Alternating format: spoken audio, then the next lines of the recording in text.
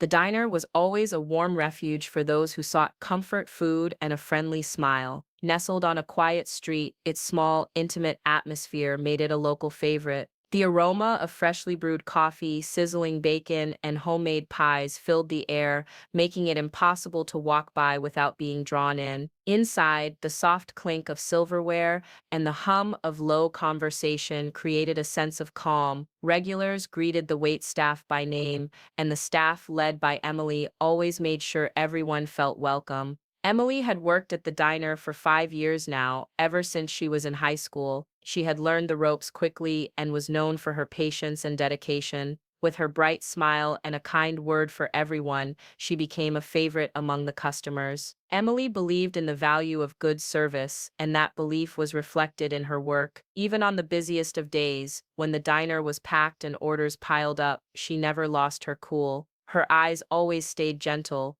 her voice soothing, and she was constantly moving, ensuring every cup of coffee was refilled, every plate was cleared, and every customer left happy. One quiet afternoon, just as Emily was wiping down a table near the window, the door chimed as a new customer walked in. He was tall, well-dressed, but his expression immediately set him apart from the rest. His eyes scanned the room with impatience, and there was something about the way he held himself that suggested he was someone who wasn't used to being disappointed. The man made a beeline for an empty booth, settling in without so much as a glance toward the staff. Emily sighed softly, knowing she would soon have to face him. She collected herself, straightened her apron, and walked over with her usual calm smile, determined to handle whatever was about to unfold. Emily approached the table with her usual professional smile, ready to take the man's order, but as she greeted him, his cold, dismissive look made her heart sink. It's About time someone came over, Mr. Matthews muttered, glaring at the menu in front of him as if it had offended him personally.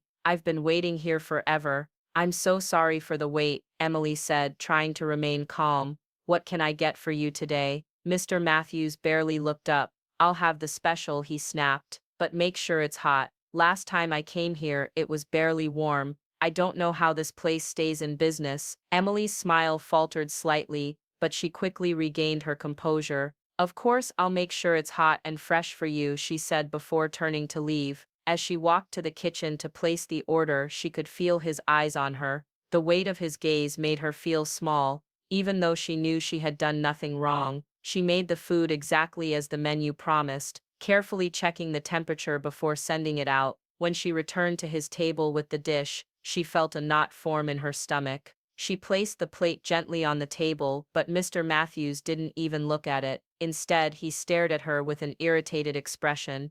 This is cold, he snapped, pushing the plate away. You've got to be kidding me. What kind of place serves food like this? I'm sorry, sir, Emily said, keeping her tone steady despite the sting of his words. I'll have the kitchen heated up for you right away. Forget it, he scoffed. You're so incompetent. Can't even get something as simple as a hot plate of food right. What kind of service is this? Emily felt her hands tremble slightly, but she gripped the edge of the table to steady herself. She wanted to respond, tell him that she had done everything right, that she had worked hard to give him the best service, but she knew better. Arguing with an angry customer would only make things worse. I'll take it back to the kitchen right now, she said, doing her best to keep her voice even. As she turned to leave, she overheard him muttering to himself, loud enough for the entire diner to hear. This is why I don't come to places like this. You people are all the same, useless. The insult hit her harder than she expected. She tried to focus on the task at hand,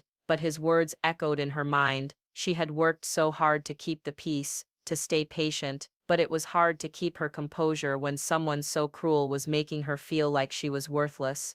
Back in the kitchen, Emily silently handed the plate to the chef. She didn't speak as she waited for the food to be reheated. Her heart was racing and her stomach churned. The tears she refused to let show were threatening to spill. Why was he being so awful? She couldn't understand what she had done to deserve this treatment. As she walked back to his table, she prepared herself for more insults, but this time Mr. Matthews didn't wait for her to say anything. As soon as she approached, he launched into another tirade. This is taking forever, he bellowed, causing the entire room to turn and stare. What kind of restaurant runs this slow? You should be ashamed.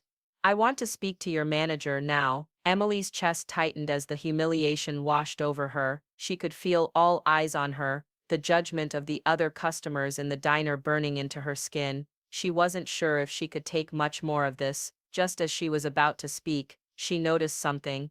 Mr. Jenkins, her manager, was standing at the far end of the diner, his eyes fixed on the interaction. He had been watching from the moment Mr. Matthews started complaining. Emily's heart skipped a beat, and for the briefest moment she felt a small spark of hope. She gave him a subtle nod, a silent signal that she could handle the situation. She had made it this far without losing her temper, and she wasn't about to give Mr. Matthews the satisfaction of seeing her crumble. Mr. Jenkins looked back at her with a knowing expression, but he didn't immediately step in. Instead, he waited for Emily to make the next move, trusting her judgment. Despite the tension building inside her, Emily was determined to finish what she had started. She took a deep breath, steadied her nerves, and approached Mr. Matthews with the reheated plate ready for whatever came next. Emily returned to Mr. Matthews' table, holding the plate with the reheated food in her hands. She placed it in front of him with a polite but strained smile. But instead of acknowledging her effort,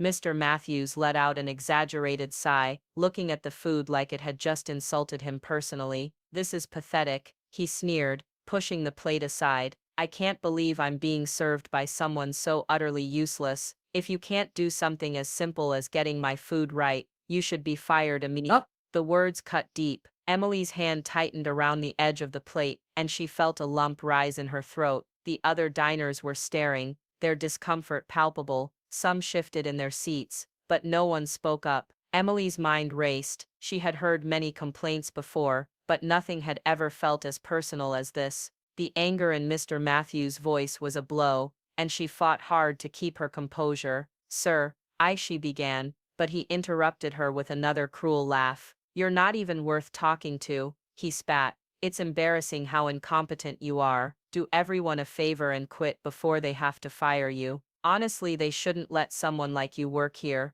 That was it. Emily's heart pounded in her chest, and her face flushed with humiliation. Every inch of her body wanted to snap back, to defend herself, to shout at him that she was trying her best, but she knew if she said anything, it would only make things worse. So, instead of fighting back, she did the hardest thing she could. She took a step back, her breath catching in her throat, and slowly turned toward the kitchen. She needed a moment to collect herself. As she walked away, she kept her eyes focused on the kitchen door, willing herself not to cry. She reached the back and pushed the door open, stepping into the cool, quiet kitchen. The chaos of the diner fell away, and for a few seconds she stood still, trying to calm the shaking of her hands and the rush of emotions threatening to overwhelm her. She was just about to grab a glass of water when she heard voices from the dining area. Mr. Jenkins, her manager, had approached Mr. Matthews. "Sir," Emily heard Mr. Jenkins' calm but firm voice,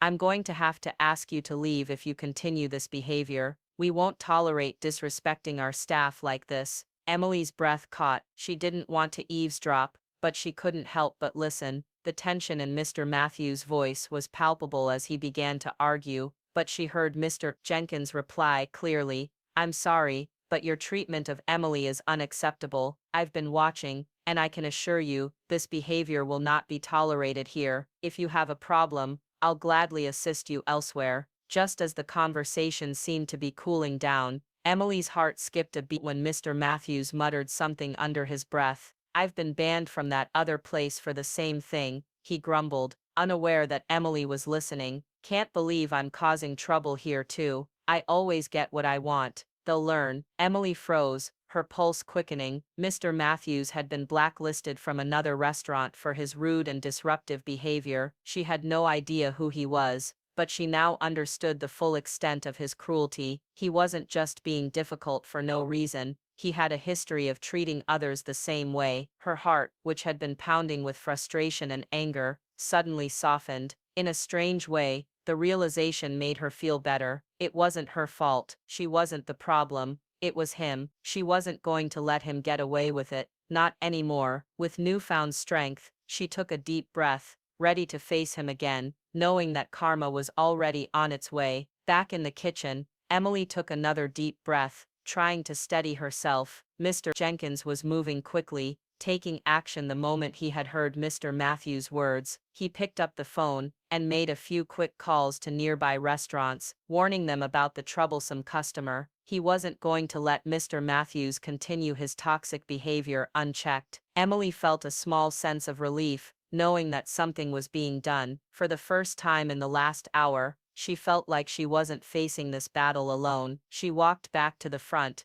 her heart pounding in her chest. The diner's atmosphere felt tense, but there was a quiet sense of hope building within her. As she passed through the dining area, her eyes flicked toward Mr. Matthews' table. He was still sitting there, glaring at the staff, but she didn't let his presence affect her. She focused on her own task, keeping her composure, even though she knew everything was about to change. Moments later, Mr. Matthews stood up, clearly agitated. He was muttering angrily to himself, his face flushed with frustration. He stormed toward the door, but as he reached for the handle, his eyes caught something he hadn't noticed before, a small simple sign posted right next to the exit. "We do not tolerate abuse of any kind. Please treat our staff with respect." His hand faltered for a moment, and his eyes narrowed in disbelief. The sign felt like a silent message directly aimed at him, reminding him that his behavior was no longer going to be tolerated. It was a gentle yet firm statement of accountability.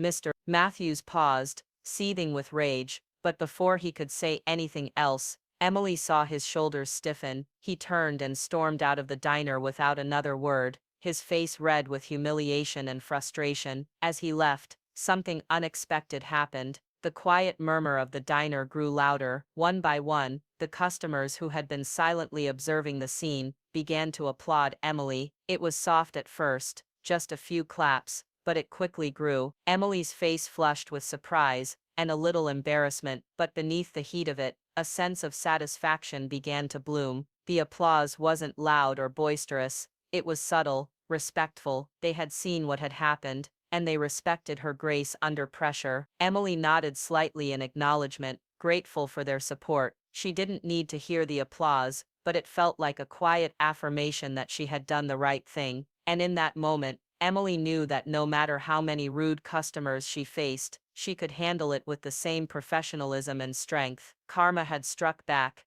and it felt like the sweetest kind of justice. The rest of Emily's shift passed quietly. The diner's hum of conversation and the clinking of silverware seemed almost soothing after the chaos of the earlier moments. She worked with a renewed sense of peace, her hands steady as she served plates, refilled cups, and smiled at customers. There was no rush to prove anything to anyone, not even to herself. The frustration she had felt earlier in the day had slowly faded into a quiet sense of satisfaction. It wasn't revenge that made her feel better. It was the fact that she had handled the situation with dignity, without lowering herself to the level of someone who was determined to tear her down. As Emily wiped down the counter at the end of her shift, a few regulars came over to her, offering kind words. Mrs. Foster, a sweet woman who came in every Wednesday, patted her hand gently. "You handled that with such grace, dear," she said, smiling warmly. "You've got patience like no one else." A young couple, who often sat by the window,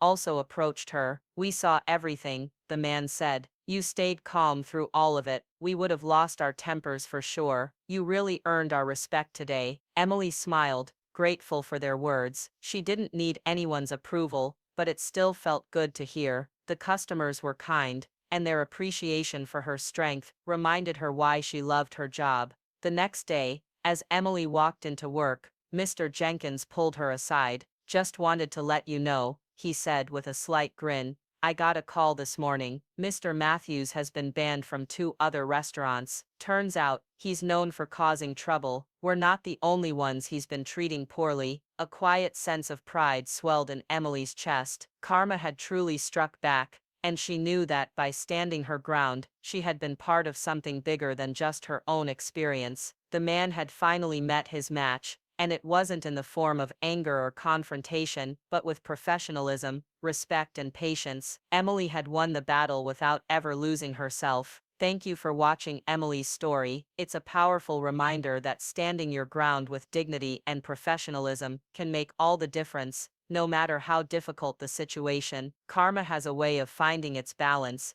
and Emily showed us that kindness and patience always win in the end. If you enjoyed this story, don't forget to hit that subscribe button so you never miss out on more amazing tales. Like the video if you believe in the power of karma, and leave a comment sharing your thoughts. Did Emily handle the situation the way you would have? We'd love to hear from you, and if you know someone who needs a little inspiration, share this video with them. Thanks again for being part of this journey with us.